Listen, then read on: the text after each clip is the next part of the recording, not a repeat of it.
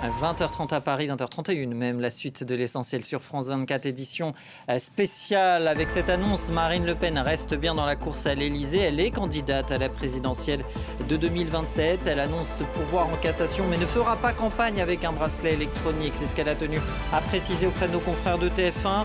Après cet arrêt de la Cour d'appel qui l'a jugée coupable de détournement de fonds publics et de complicité de ce délit dans l'affaire des assistants parlementaires du FN, l'ancêtre du RN. 3 ans de prison, dont 1 sous bracelet électronique donc pour la chef de file de l'extrême droite. On en parle dans un instant avec Roselyne Fèvre, chef du service politique ici à France 24, Gauthier Rybinski, chroniqueur international, et également Clovis Casali depuis le siège du RN.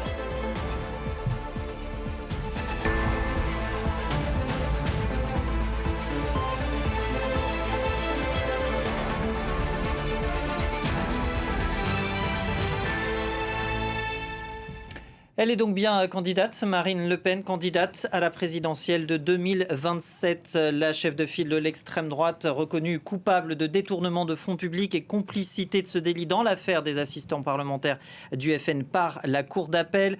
Avec cette peine, 3 ans de prison, dont 1 an sous bracelet électronique. La chef de file de l'extrême droite qui annonce se pourvoir en cassation. On va partir tout de suite au siège du Rassemblement national où on va retrouver Clovis Casali, l'envoyé spécial de France 24. Clovis, bonsoir. Marine Le Pen a donné une interview à nos confrères de TF1. On l'a sentie, certes candidate, mais surtout plus confiante que jamais. Absolument, et on vient de l'apprendre de la part des équipes du Rassemblement national. Marine Le Pen et Jordan Bardella vont revenir ici au siège du parti après cette intervention dont vous parliez à l'instant. Cette intervention où Marine Le Pen a déclaré qu'elle sera bien candidate en 2027, mais qu'elle se pourvoit en cassation. Donc le feuilleton judiciaire continue. Marine Le Pen qui souligne que ce pourvoi en cassation suspend le port du bracelet électronique. Elle ne voulait pas faire campagne avec le bracelet électronique.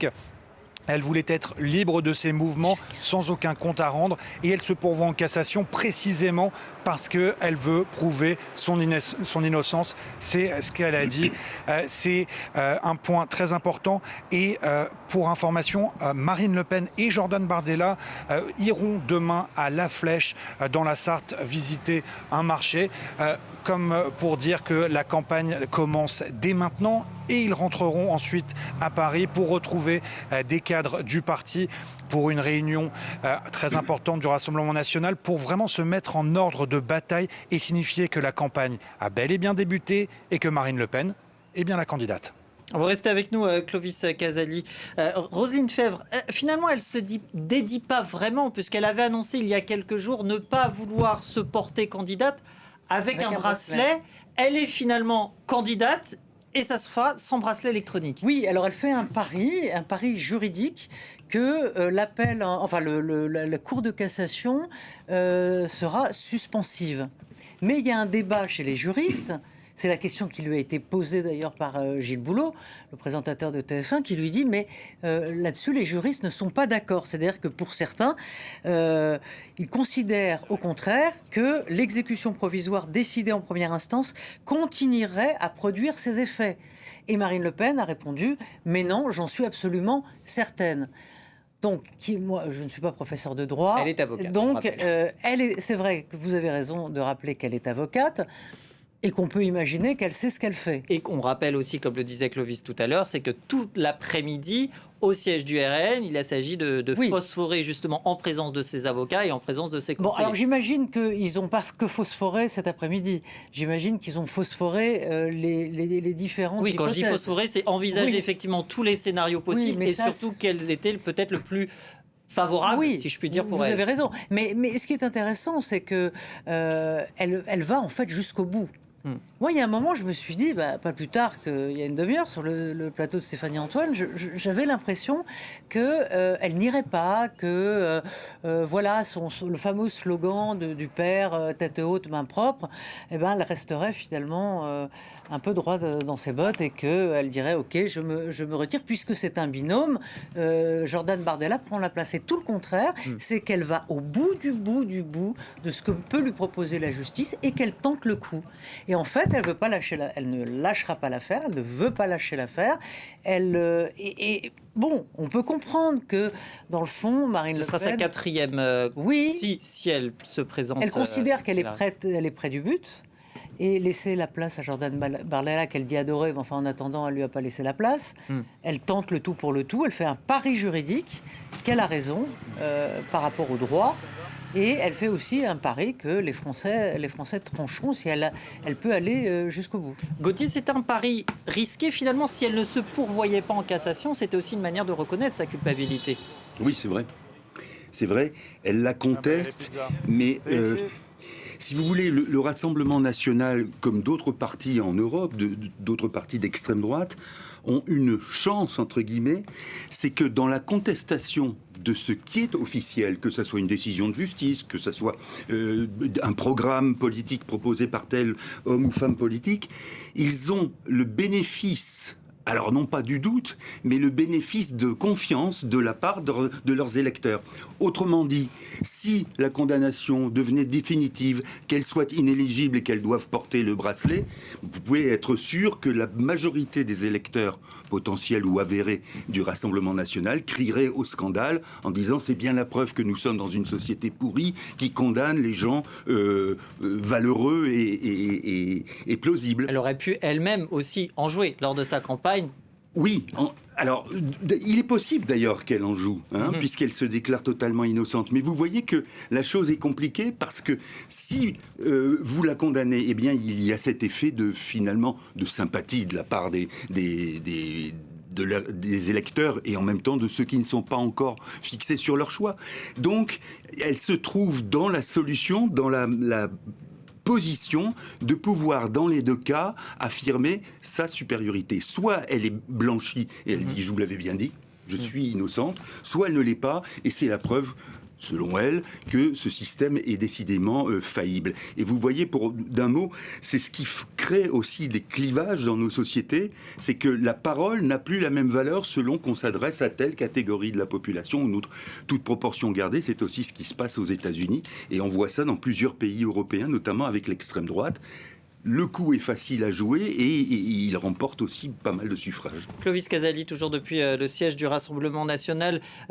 Roselyne Febvre le disait à l'instant, elle veut aller jusqu'au bout. Est-ce que finalement c'est une décision si inattendue que ça ?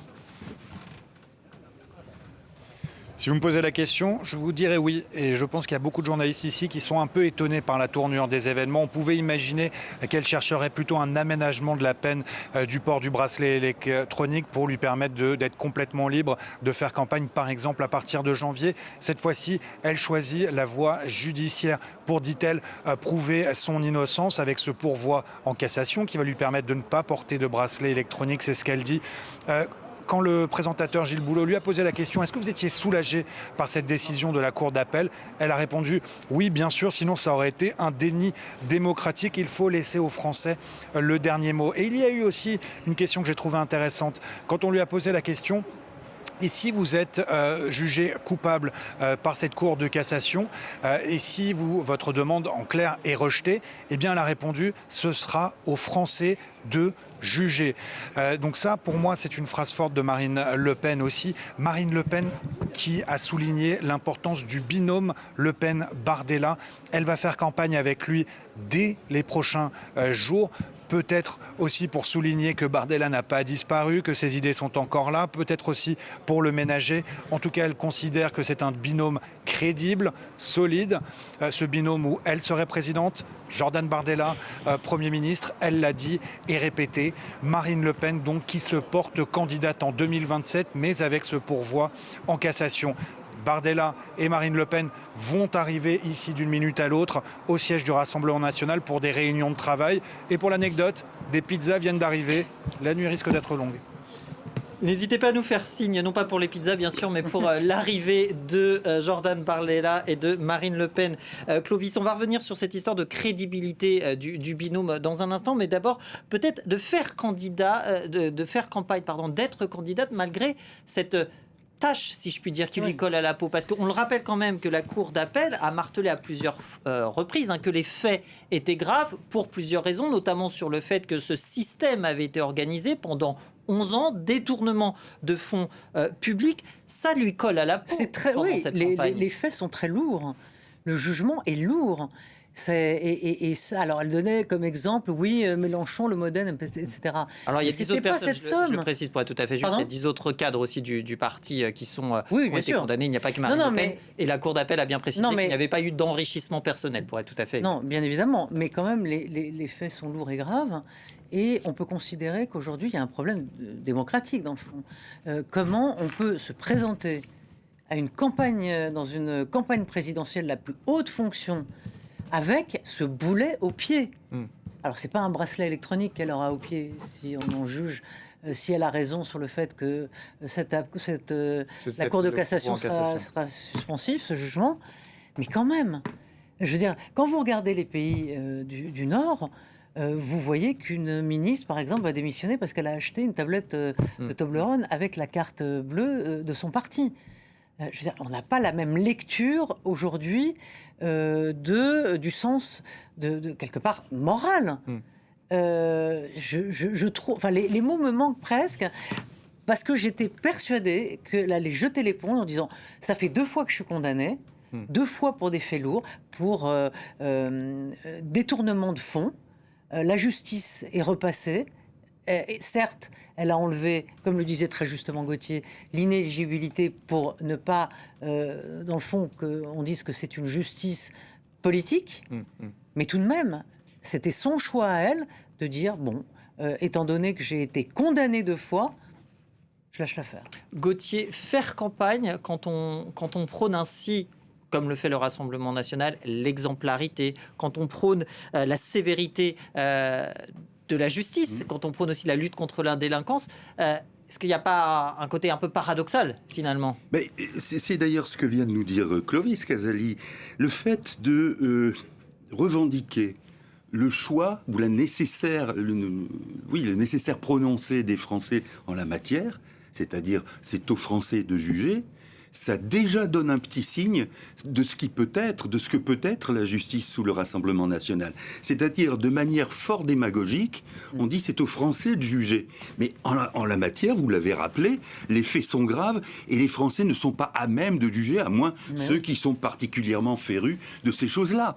Donc, faire croire aux citoyens français qu'ils ont le pouvoir d'intervenir, ça veut dire aussi qu'on fait une justice de démagogue. Alors, dans ce cas-là, si Marine Le Pen propose de rétablir la peine de mort, vous aurez les Français pour dire oui. C'est-à-dire que... C'est du populisme. Oui, c'est ça. C'est une manière de contourner la justice et de la rendre inopérante en disant de toute manière, et c'est là que c'est effectivement du populisme, de toute manière c'est les Français qui sont sur le juge. Je rappelle que la justice, précisément, une cour d'assises juge au nom du peuple français, mais avec des personnes, notamment entre autres des magistrats, qui sont eux dans les règles et qui voient comment les deux peuvent, le jugement du peuple et la respectabilité ou le fait que les règles doivent être respectées. Là, au fond, ce que dit Marine Le Pen, c'est la justice, elle est nulle et non avenue, elle est au service de gauchistes, parfois on dit, et voilà. Et de ce fait, il faut la contourner. C'est grave, parce que c'est presque un prémisse de quelque chose que pourrait être le gouvernement ou un Rassemblement national au pouvoir. Je suis en désaccord avec la justice, donc c'est une manière... de taper sur cette juridiction, enfin je veux dire la justice française, qui est quand même proprement scandaleux. Quand on est, imaginez qu'elle soit présidente de la République, alors elle n'a même pas besoin de mettre un garde des Sceaux. Pas la peine, la justice, ça compte pas. Donc c'est ça qui est un peu véritablement qui est choquant. Une anti-pouvoir politique sur le pouvoir judiciaire. Non, mais je cherche mes mots, mais de dézinguer effectivement l'image de la justice. Quand elle dit je ne suis pas d'accord avec la justice, nous sommes innocents, ça veut dire qu'on n'a plus confiance entre la justice, qui est déjà en plus pas mal abîmée ces derniers temps, avec l'histoire de cette pauvre petite fille Liana, qui a été tuée et violée. On va, si vous voulez bien, écouter la principale intéressée, évidemment, Marine Le Pen, qui s'est exprimée donc il y a quelques minutes seulement chez nos confrères de TF1. Écoutez. J'ai été heureuse.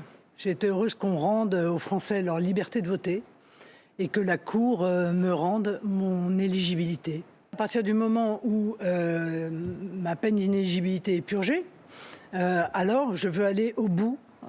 Comme tout justiciable d'ailleurs, a le droit de le faire, au bout des voies de recours qui me sont offertes pour pouvoir défendre précisément mon innocence dans ce dossier. Ce soir, je suis candidate à l'élection présidentielle. Ma conviction a été très rapidement faite puisque j'avais indiqué, vous le savez, que je ne ferai pas campagne sous bracelet électronique. Mais comme j'ai la possibilité de faire un pourvoi en cassation, ce qui n'était pas obligatoirement le cas des autres hypothèses, et que le pourvoi en cassation suspend les effets de l'arrêt, je ferai donc campagne sans bracelet électronique. Nous allons très rapidement, Jordan Bardella et moi-même, démarrer cette campagne présidentielle. Vous savez que nous avons offert aux Français un binôme que je crois complémentaire, équilibré, cohérent, solide. Et Clovis Casali nous annonçait il y a quelques minutes que et Marine Le Pen et Jordan Bardella se rendraient dans quelques temps au siège du Rassemblement national. Gauthier, je vous voyais réagir à cette déclaration de Marine Le Pen. Oui, peut-être que, alors là, il y a un point positif, c'est qu'elle dit, comme tous les justiciables, je peux avoir recours à toutes les voies, précisément, de recours. Alors, tant mieux si elle est persuadée de ça, parce que vous savez aussi qu'au Rassemblement national, souvent, on trouve que les voies de recours sont un peu trop favorables aux criminels. Bon, et ben là, au moins, elle est convaincue de quelque chose d'intéressant. Donc, je plaisante un peu, mais voilà, il faut toujours voir le côté qui n'est pas totalement négatif, parce que pour le reste, c'est ce que disait Roselyne, cette façon, si vous voulez, de s'attaquer aux institutions, non pas sur la manière dont elles fonctionnent, mais sur le fond même, c'est effectivement le début d'un déni de démocratie. Ça fonctionne comme ça.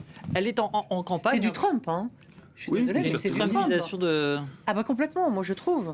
Oui. De Marine Le Pen. S'attaquer à des institutions comme la justice, si vous voulez, vous pouvez très bien critiquer la justice, son fonctionnement, le fait qu'il n'y ait pas assez de juges, etc., etc. Oui, très bien. Là, c'est le fondement de la justice qui est attaqué lui-même. Ça passe par là. Alors, je voudrais qu'on avance parce que malheureusement, le temps file sur cette campagne qui s'annonce donc pour ces prochaines semaines, pour ces prochains mois. Les électeurs du Rassemblement national, bon, on les sent plutôt derrière Marine Le Pen. On va évoquer ce duo, enfin ce tandem avec Jordan Bardella, mais aller au-delà, gagner une présidentielle, c'est aussi aller au-delà de son électorat. Est-ce que, compte tenu de cela, est-ce que Marine Le Pen va réussir à ratisser plus large ? Pas sûr, mais en tout cas, quand on regarde les sondages, c'est vrai que est-ce que c'est le noyau dur? Alors on en découvre justement des sondages. Pardon, je vous interromps. Non, mais elle est entre... Les intentions de vote, donc c'est une source vient de l'Ipsos, donc de juin, c'est tout récent. 31% au premier tour, j'entends, 31% pour Marine Le Pen, 14% pour Jean-Luc Mélenchon, par exemple. Et Bardella n'est pas testé dans cette hypothèse? Alors c'était dans le cas où c'était Marine Le Pen qui était candidate, et je crois qu'on est dans une trentaine de pourcents aussi. On va peut-être les voir un peu plus tard pour Jordan Bardella. Le sujet, c'est que on a infusé dans l'opinion que si elle se présentait, elle allait gagner. On entend ça depuis déjà un an. Donc, aujourd'hui, Marine Le Pen espère revenir avec les habits du guerrier blessé qui revient des entrailles de l'enfer. Victimisation, finalement, de Marine Le Pen. Bien évidemment. Alors que, c'est vrai, Jordan Bardella, il est jeune, c'est un peu le candidat TikTok, alors il plaît aux jeunes.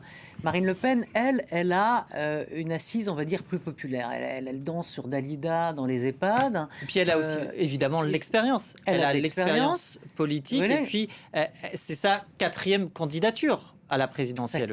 Oui, tout à fait. Son débat avait été désastreux, pas en 2022, mais en 2017, face à Emmanuel Macron, où elle confondait les turbines et les téléphones.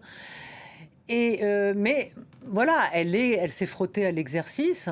Ça fait 8 fois que la famille Le Pen, finalement, depuis les années 74, je crois, se présente à l'élection présidentielle. Et elle s'est dit, à mon avis, je ne peux pas lâcher le morceau comme ça. C'est-à-dire qu'elle a fait tout ce travail de dédiabolisation. Pourquoi s'arrêter en si bon chemin? Donc, elle estime qu'elle Elle tente le tout pour le tout. Jordan Bardella, elle dit qu'ils s'entendent très bien, mais n'empêche que... Oui, on sait qu'il y a tout de même que le programme est le même, mais on sait aussi qu'il y a des légères différences. Oui, le programme est le même, bien évidemment, mais... on voit bien que Jordan Bardella essaye depuis quelque temps de se sauver du mensonge, notamment sur les retraites, puisqu'il est sur les 62 ans, il dit non, il faudrait changer la durée de cotisation, augmenter la durée de cotisation. Donc on voit bien qu'il a compris que les choses ne pouvaient pas se faire comme ça. En revanche, Marine Le Pen est beaucoup plus, ce que disait tout à l'heure Gauthier, vous aviez employé le mot démagogue. Elle est beaucoup plus démagogique en fait, elle dit oui à tout. Oui, on rase un peu gratis. Jordan Bardella, lui, ce qu'il voulait, puisqu'on va parler au passé, c'était être adoubé par l'établissement. C'était que les patrons lui fassent la courte échelle, qu'il y ait plus de réalisme dans son programme, que la droite éventuellement se rapproche de lui. C'est pas du tout la fibre de Marine Le Pen. Elle est très populaire au sens populiste du terme. Et donc, elle n'est pas du tout sur cette ligne. Elle est effectivement étatiste, l'intervention de l'État. Voilà, son programme social est assez à gauche quand on y pense. Pas très à droite sur le social. Ça lui fera pas plaisir. Voilà, non mais je crois qu'elle s'en fout. Hein. Elle est sur le social, c'est une politique plus à gauche qu'à droite. Gauthier, sur ce ticket finalement, Jordan Bardella, Marine Le Pen, elle ne l'a jamais caché. Si elle était candidate à la présidentielle, Jordan Bardella serait Premier ministre. Finalement, la plus probable possibilité que le Rassemblement national se hisse peut-être au deuxième tour, c'était par ce ticket. Peut-être que Jordan Bardella n'aurait pas eu les épaules assez larges pour convaincre. Mais précisément, c'est ça qui est effarant. Il n'y a pas si longtemps, qu'est-ce qu'on disait d'une personne qui se présente à la présidentielle ou même à un poste élevé? On disait, il faut en avoir bavé, il faut avoir souffert, il faut s'être présenté, avoir perdu d'abord, ensuite avoir gagné, il faut être passé par la représentation locale, puis ensuite régionale. Qu'est-ce qu'on dit là aujourd'hui à propos de Bardella? Voilà un monsieur qui est au fond un apparatchik du Front National. Je me permets juste de vous couper, les pizzas arrivent, c'est ça. Alors, pas la pizza, mais en l'occurrence, Marine Le Pen. Clovis Casali, vous êtes... Oui, Jordan Bardella, un mot. Oui, vous pouvez voir derrière moi Marine Le Pen et Jordan Bardella qui viennent d'entrer au siège du Rassemblement national. Marine Le Pen qui était il y a quelques minutes sur le plateau de TF1 pour dire que oui, elle sera bien candidate du parti d'extrême droite, le Rassemblement national, l'état-major qui se retrouve à nouveau ici après de longues heures de discussion autour de Marine Le Pen, autour des avocats de celle qui est désormais la candidate du Rassemblement national. L'équipe presse du RN nous a dit que Marine Le Pen et Jordan Bardella allaient se retrouver ici ce soir pour ensuite aller demain dans la ville de La Flèche, dans la Sarthe, pour une déambulation sur un marché, avant de revenir ici à Paris pour une nouvelle réunion avec les cadres. Vous l'aurez compris, le message est très clair du côté du Rassemblement national. Marine Le Pen est candidate, elle a beau se pourvoir en cassation, c'est elle qui va représenter le RN et Marine Le Pen commence sa campagne dès maintenant. Merci beaucoup Clovis Casali après cette arrivée donc et de Jordan Bardella et de Marine Le Pen au siège du RN. Pardon Gauthier, il nous reste que quelques secondes, je vous ai interrompu. Oh, c'est tout, c'est pour dire que les citoyens français qui avaient intégré le fait qu'un homme ou une femme politique devait en baver, excusez-moi, pour arriver au plus haut, là on prend un personnage comme Jordan Bardella qui au fond n'a qu'une carrière très intelligente, très habile, mais d'homme d'appareil, d'homme qui sait se placer. Et on vous dit, voilà, Bardella est en tête des sondages, c'était encore le cas. Vous confiez le bouton nucléaire à cette personne qui n'a pas d'autre expérience. On appelle le candidat TikTok d'ailleurs. Oui, voilà. Non, mais vous voyez, là aussi, c'est quelque chose, c'est un fossé qui est assez béant et qui est très nouveau dans la cosmogonie politique française. Merci beaucoup Gauthier Rybinski, merci également à Roselyne Febvre de nous avoir accompagnés pour cette édition spéciale après cette décision de Marine Le Pen donc de continuer la course à l'Élysée. Elle sera bien candidate pour la présidentielle de 2027 en dépit de sa condamnation donc confirmée par la Cour d'appel. On y revient bien évidemment dans quelques minutes. À tout de suite.